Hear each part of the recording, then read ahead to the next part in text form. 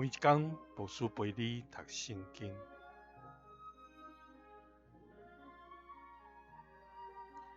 今日是11月17日。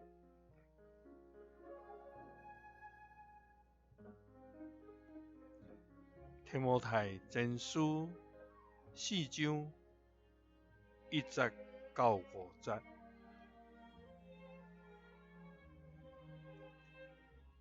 圣神明明讲，伫后来的时期，有一个人为背信，去探卖迄人的邪灵，甲鬼神的教示。这款的教示是对欺骗的会被贼来的，因的良心已经被魔鬼用布红红的铁印误记号，因禁止假传，禁戒一寡食物，就是上帝创造要互信佮明白真理的人用感谢来领受的。因为上帝一切创造拢是好，若用感谢来领受，就无半项通拒绝。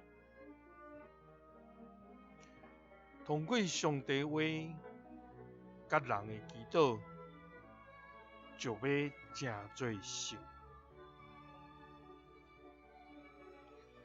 保罗提醒提摩太，伫教会中有一个人，因受魔鬼甲邪灵的迷惑，相信遐个鬼神的教示，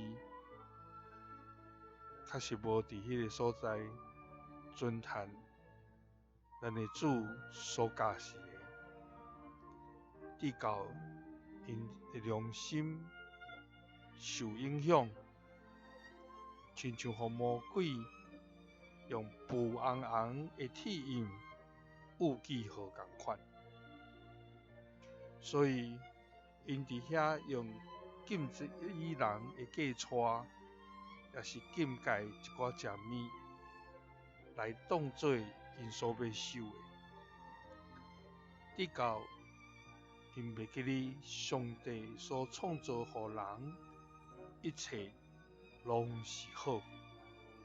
所以咱若用感谢来领受，是无半项通拒绝的。也就是讲，伫主的内底，主看一切是好。伫咱的信仰中间，咱敢有亲像安尼来受袂迄个部分也无？求主帮咱，互咱伫伊的话来得到坚固徛在。耶稣听你，赐你平安。